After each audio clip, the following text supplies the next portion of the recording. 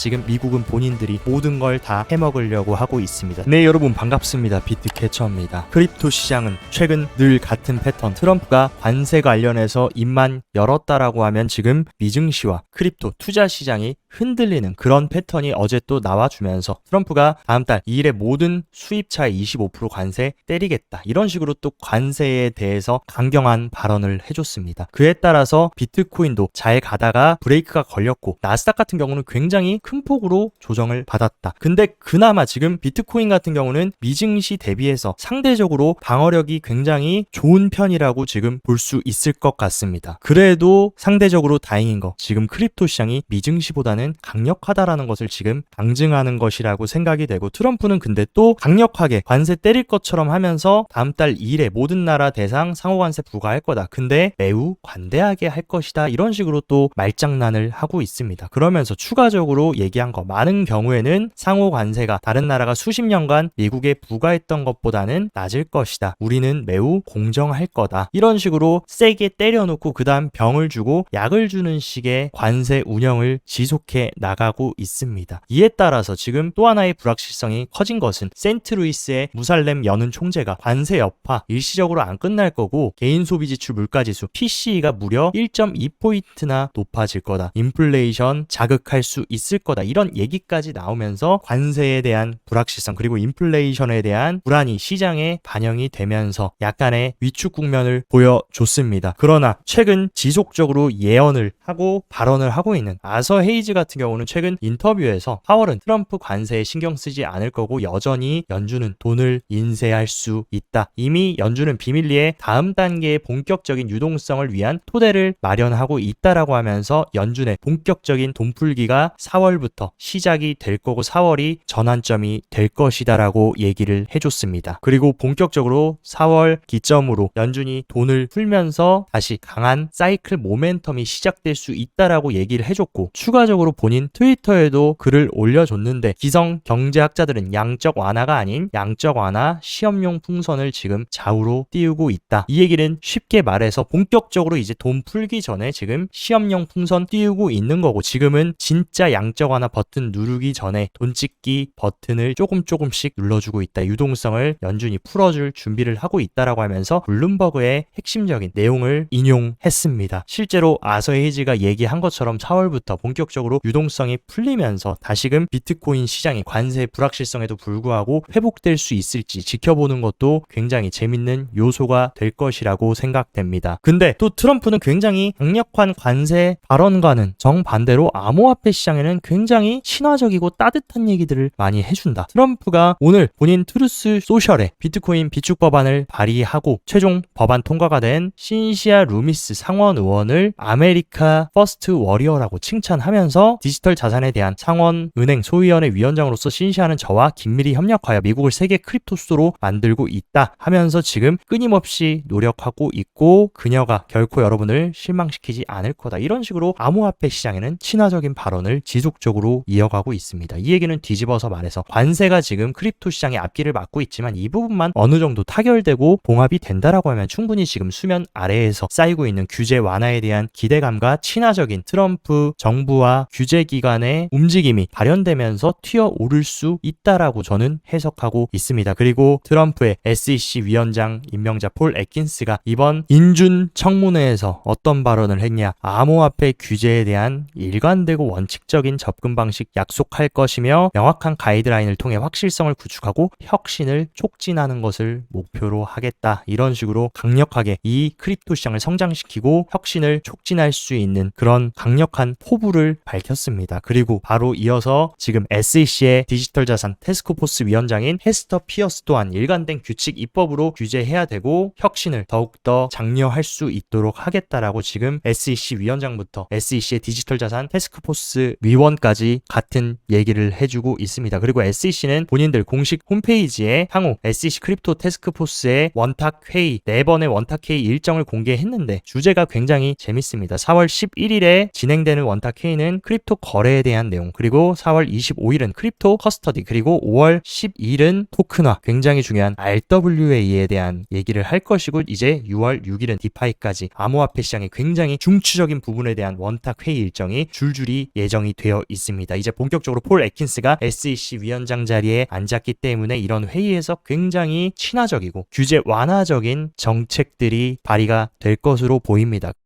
왜 이렇게 지금 SEC는 RWA 시장에 집착을 할까? 지금 실제로 미국채 토크나 RWA에서 지금 압도적인 점유율을 가지고 있는 거 바로 블랙록과 시큐리타이즈가 출시한 비들 펀드입니다. 전체 미국채 토크나 펀드의 거진 3분의 1을 지금 블랙록이 가져가고 있고, 블랙록과 함께 지금 비들 펀드 서비스를 제공하는 시큐리타이즈, 어제도 말씀드렸지만 여기 시큐리타이즈의 핵심적인 임원진을 보면 정답이 나와 있습니다. 이대로 시즌이 종료될지 사이클이 쉬어가는 구간인지 명확해질 수 있는데, 실제 시큐리타이즈의 핵심 임원들 중에 CEO에 익숙한 인물이 있습니다. 전 그레이스케일의 CEO인 마이클 소넨샤인이 CEO로 위치하고 있고, 이번에 연준 위원장으로 인준된 폴 애킨스가 시큐리타이즈의 어드바이저라는 얘기를 어제 말씀드렸는데, 여기다 추가로 리플의 부사장 제임스 왈리스까지 시큐리타이즈의 어드바이저였다라는 사실. 그렇다라고 하면 폴 애킨스는 이제 SEC 위원장이 됐고, 당연히 본인이 전에 몸을 담았던 회사의 상품들, 특히나 토크나 상품들을 적극적으로 밀어주고 규제 완화를 해줄 수 있습니다. 그리고 블랙록은 왜 하필 지금 시즌 종료 얘기가 나오고 코인 망했다, 끝났다라는 얘기가 나올 때 디지털 자산팀을 확대하면서 고위직을 4명이나 추가하고 있을까? 여기에 물음표를 던져봐야 됩니다. 그리고 또 블랙록의 비들 펀드의 특징을 보면은 펀드 투자자의 이체를 위해서 USDC와 파트너십 계약을 맺었습니다. 그래서 비들 펀드 보유자가 만약에 판매를 원할 때 USDC 미국발 스테이블 코인으로 이전할 수 있는 기능을, 파트너십을 서클과 해줬습니다. 근데 서클의 주인이 누구냐? 서클의 주인은 블랙록이고, 지금 미국은 적극적으로 스테이블 코인 시장을 육성하려고 하고, 특히나 미국발 스테이블 코인 시장을 트럼프는 적극적으로 육성하려고 하고 있습니다. 그런 트럼프의 의도대로 지금 USDC의 시총은 600억 달러를 돌파하면서 비트코인 시장이 흔들리고 지금 약세 모멘텀이 유지되고 있는데도 올타임 하이를 갱신하면서 USDC에 대한 공급이 계속 확대가 되고 있다. 실제로 이런 식으로 트럼프가 당선이 되고 나서 전체 스테이블 코인 점유율 시장에 USDC가 이런 식으로 테더의 점유율을 잡아먹으면서 점점 더 테더를 위협하고 있는 상황입니다. 제가 봤을 때 먼 훗날 트럼프가 자국 우선주의로 가면서 미국의 스테이블 코인, 그리고 미국의 운용사, 그리고 미국의 거래소, 미국발 레이어 1까지 모두 크립토 시장의 핵심적인 산업을 미국이 장악하려는 흐름으로 갈 것이고, USDC의 점유율 확대는 더욱더 가속화될 것으로 보이고 있습니다. 그리고 또 수상한 부분, 서클과 USDC와 가장 밀접한 레이어 1 네트워크가 뭡니까? 미국의 레이어 1인 솔라나다. 근데 얼마 전에 시큐리타이즈가 공개적으로 발표했습니다. 블랙록의 비들 펀드를 이제 솔라나 네트워크까지 확장하겠다. 지금 미국은 본인들이 모든 걸 다 해먹으려고 하고 있습니다. 스테이블코인 시장부터 RWA, 거래소, 그리고 레이어 1까지 지금 미국을 주도로 한, 미국에 의한, 미국을 위한 크립토 왕국을 지금 설립하려고 하고 있습니다. 그렇다라고 해서 지금 테더가 망하고 다른 스테이블 코인은 망한다, 이런 건 아닙니다. 테더도 무려 이용자가 4억 명에 돌파하면서 곧 10억 명에 도달할 것이다 라고 하면서 지금 굉장히 빠른 속도로 테더도 확장이 되고 있다. 뭐 어떤 것이 죽고 어떤 것이 살고 이런 개념이 아니라 스테이블 코인 시장이 확장되고 성장된다라는 이 부분이 매우 중요한 겁니다. 그리고 스테이블 코인 시장이 성장되면 암호화폐 시장은 아주 밀접하게 연관되어 있는데, 이대로 꼬꾸라져서 시즌이 종료가 되겠습니까? 더욱더 커지고 성장하고 확장이 되겠습니까? 너무나 당연한 답이라고 생각합니다. 그리고 벌써 미국 의회들은 움직이고 있다. 스테이블코인 규제 법안 신속하게 처리해서 우선적으로 처리하기로 지금 얘기들이 계속 나오고 있고, 실제로 미국 하원 브라이언 스타일 위원 말에 따르면 스테이블코인 법안 전문이 지금 공개됐고 4월 휴회 전 통과 가능성이 높다. 4월 부활절 휴회 전에 스테이블코인 법안이 정식으로 승인을 받게 되면서 더 많은 전통 금융기업들, 은행들이 스테이블코인 채택하고 정부 차원에서도 밀어주는 본격적인 규제의 틀이 4월 20일 전후로 진행이 될 것이라고 생각합니다. 확실히 4월달은 물론 관세에 대한 불확실성도 있지만 굉장히 크립토 개별 호재도 많은 달이기 때문에 우리가 예의주시해야 된다라고 생각하고, 벌써 와이오밍주 같은 경우는 7월까지 자체 스테이블코인인 WYST 출시 계획을 세우면서 지금 와이오밍주는 솔라나, 이더리움, 폴리곤 등 다양한 블록체인 어디서 지금 발행할지를 고려하고 있다. 이런 식으로 주정부 차원에서도 자체 액체 스테이블 코인을 발행하려는 움직임이 가속화되고 있습니다. 그리고 또 스테이블 코인 법안과 함께 크립토 시장에 매우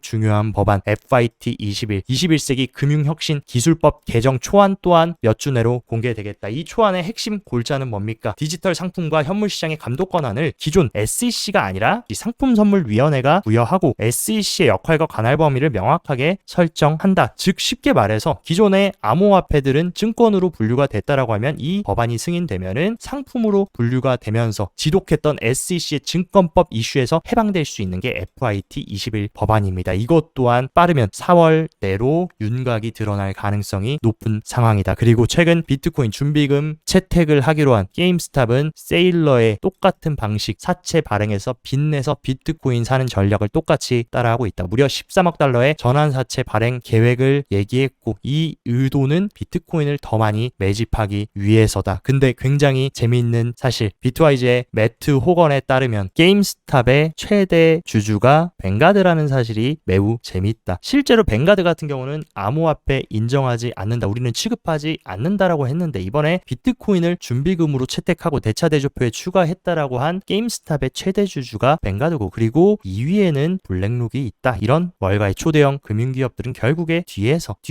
간접적으로 이 시장을 지켜보고 있고 관여하고 있다라는 이 팩트를 보셔야 됩니다. 그리고 많은 분들이 이더리움에 대한 걱정을 많이 하시는데 이더리움 같은 경우는 지금 차기 업데이트인 팩트라 업그레이드 최종 테스트에 돌입한 상황입니다. 이더리움의 고질적인 문제들을 해결할 수 있는 게 팩트라 업그레이드고, 그리고 많은 기관 투자자들이 신청한 거 뭡니까? 이더리움 현물 ETF에 이제 스테이킹을 포함한 스테이킹 현물 ETF다. 이 부분도 만약에 폴 애킨스 차기 SEC 위원장이 앉음으로써 빠른 승인이 된다라고 하면 지금 움츠려 있던 이더리움도 약간의 살아날 수 있는 그런 트리거가 될 수 있지 않을까라고 생각됩니다. 그리고 미국 정부의 강력한 지원을 받고 있고 이번 SEC와의 소송도 종결되면서 날개를 단 리플 같은 경우는 지금 결제 계약이 굉장히 급증하면서 국경 간 결제 지금 표준인 스위프트를 대체할 수도 있다. 이런 논의들이 나오고 있습니다. 그래서 최근 미국 증권거래위원회와 소송을 해결한 이후 미국에서 빠르게 사업을 확장하고 있고 몇 주 만에 더 많은 은행들과 지금 계약을 체결하고 있다. 원래 리플이 만들어진 이유 이런 식으로 국경 간 결제를 원활하게 하는 그 중간다리 브릿지 역할을 하려고 리플이 크립토 시장에 나왔던 겁니다. 그것을 이제 SEC의 증권법 소송이 끝났기 때문에 적극적으로 추진하려는 움직임, 분명히 좋은 움직임이라고 볼 수 있고, 가장 큰 예측 마켓인 폴리마켓에서는 XRP 현물 ETF 승인 확률 무려 86%로 집계가 되면서 올해 XRP ETF가 출시될 기대감이 굉장히 커지고 있는 상황입니다. 그리고 최근 리플의 CEO 브래드 갈링하우스 또한 XRP 현물 ETF 출시에 대한 강력한 기대감을 보인 만큼 리플의 현물 ETF도 우리가 조금 기대해 볼 수 있는 요소가 아닐까라고 생각됩니다. 그리고 트럼프의 관세 이런 불확실성 발언에도 불구하고 가장 중요한 수요단인 비트코인 현물 ETF 유입은 무려 9일 연속으로 계속해서 유입이 들어오고 있고, 누적 ETF 누적 물량 같은 경우도 바닥을 찍고 다시금 고개를 들면서 피벗하는 움직임을 가져가고 있다.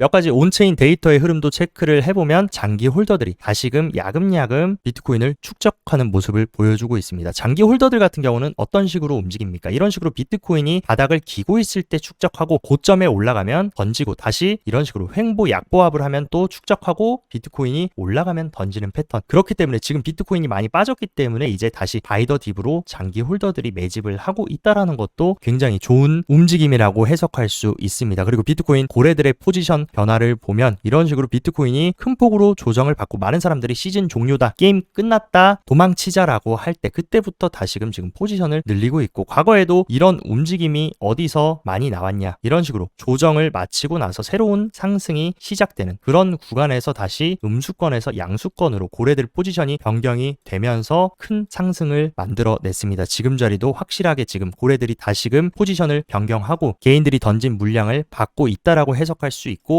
100개 이상의 비트코인을 보유 중인 대형 주소수가 특히나 이런 식으로 껑충 뛰면서 많은 사람들이 관세에 대한 그리고 매크로에 대한 불확실성에도 불구하고 강력한 바이더딥을 시전하고 있습니다. 그리고 반대로 지금 단기 홀더들의 EV 같은 경우는 지금 과거 이런 식으로 큰 폭의 조정 시즌 종료 얘기가 많이 나왔던 구간만큼 MVRV가 지금 크게 빠졌고, 지금 자리도 과거에 좋은 눌림목 매수 구간처럼 단기 홀더들의 MVRV가 빠져 있고 단기 홀더들이 손실을 보고 있다라는 있다라는 것을 보여주고 있습니다. 이대로 사이클이 끝나지만 않고 계속 사이클이 유지된다라고 하면은 지금도 물론 굉장히 좋은 매집 저평가 구간이라고 볼 수 있을 것 같습니다. 그리고 또 재밌는 데이터를 보면 레버리지 트레이더들의 심리를 보면 보통 비트코인이 이런 식으로 큰 폭으로 조정을 받고 약세 흐름이 지속되면 레버리지 트레이더들의 이런 식으로 심리가 완전히 위축이 되면서 바닥을 찍어버립니다. 근데 그 기간이 얼마 안 돼서 비트코인은 기다렸다라는 듯이 반등하면서 가격을 올려줬다. 이런 식으로 어느 정도 높은 레버리지를 잡는 트레이더들을 시장을 죽여버리면서 청소를 해버리고 가격을 올리는 패턴, 언제나 선물 시장의 전형적인 패턴인 만큼 지금도 레버리지 트레이더들의 심리가 완전히 위축된 구간이 어떻게 보면 공포가 기회의 구간이 될 수 있지 않을까라고 생각합니다. 그리고 비트코인 단기적인 차트도 한번 체크를 해보자면 트럼프의 강력한 관세 발언과 불확실성에도 불구하고 비트코인은 87K를 잘 지켜주면서 제가 계속 말씀드렸던 이 하방 트렌드 라인, 리테스트 구간을 훼손하지 않았고 단기 상승 트렌드 라인까지 잘 지지를 해주면서 87K를 지켜주고 있습니다. 오늘 저녁 미증시에서 또 어떤 트럼프의 발언이 나올지는 모르지만 어쨌든 간에 지금까지는 충분히 추세가 무너지지 않았고 이 핵심 구간만 87K만 잘 지켜주면서 이 하얀색 200일 이동평균선만 훼손하지 않으면 충분히 지금 나쁘지 않은 흐름이라고 생각합니다. 하지만 상단에는 어쨌든 강력한 50일과 120일 이동평균선 저항이 있고 라운드 피겨 가격인 90K가 저항으로 위치하고 있기 때문에 이 90K 구간 저항 부분도 여러분들이 체크를 하시고 단기 대응하시면 좋을 것 같습니다. 그리고 비트코인 저평가, 고평가 사이클을 알려주는 컴바인드 마켓 인덱스 BCMI 같은 경우에 과거 21년 사이클 고점 구간에 이런 식으로 엄청나게 크게 높아졌습니다. 근데 지금 자리는 사실 시즌 종료라고 보기에는 시장이 과열됐다라고 보기는 어렵고 지난 108K를 찍었던 구간이 사이클 탑이었다라고 하기에는 과거에 비해서 너무나 미비한 수준입니다. 그렇기 때문에 저는 진정한 이 과거 21년 사이클 탑 구간처럼 광기의 장으로 오버히티드 구간으로 들어가는 최종 랠리가 남아 있다고 생각하고 반감기 이후에 지금까지 사이클 패턴을 보면 언제나 이런 식으로 큰 폭의 상승 랠리를 보여주고 사이클이 종료가 됐습니다. 근데 비트코인 고작해야 지금 반감기 이후 이만큼 올라왔고 이대로 고개를 내려버린다라고 하기에는 과거의 사이클과는 너무나 다르다. 그렇기 때문에 저는 마지막 한 방 분명히 올해 중순이나 하순에 기다리고 있다라고 생각합니다. 그리고 과거 트럼프 1기 때와 2기 때 흐름을 비교해보면 트럼프 1기 때도 당선이 되고 나서 초반부에는 비트코인 가격이 지지부진했다가 이제 후반부로 갈수록 전약 후강의 움직임을 보여줬는데 지금도 마찬가지입니다. 트럼프가 당선이 되고 나서 지금은 약한 모습을 보여주고 있지만 분명히 관세적인 부분이 어느 정도 봉합되고 지금 크립토에 대한 친화적인 규제들이 계속 형성되고 트럼프 행정부의 적극적인 디지털 자산과 블록체인 기술 혁신을 촉진하는 움직임이 가속화되면 분명히 한번 이런 식으로 과거 트럼프 1기 때처럼 후반부에 의미 있는 랠리를 보여줄 수 있을 가능성이 매우 크다라고 생각합니다. 그렇기 때문에 절대 시장 포기하지 말고 여기저기 선동되고 대중심리에 휩쓸려서 가시는 투자자보다는 여러분들이 공부하고 분석한 내용들을 믿고 이 시장 사이클을 믿고 잘 극복하고 정진해 나가셨으면 좋겠습니다. 오늘 영상도 시청 진심으로 감사드리고 영상 도움되셨다 하시면 좋아요, 구독 눌러주시고 더 자세한 투자 전략 궁금하다 하시면 영상 하단 고정 댓글에 제가 운영하는 크립토 시황정보방 활짝 열어놨으니까 이쪽에서 시황도 체크하시면서 성공적인 크립토 투자 계속 이어가시기 바랍니다. 오늘도 시청 진심으로 감사드리고 여기까지 비트캐쳐였습니다.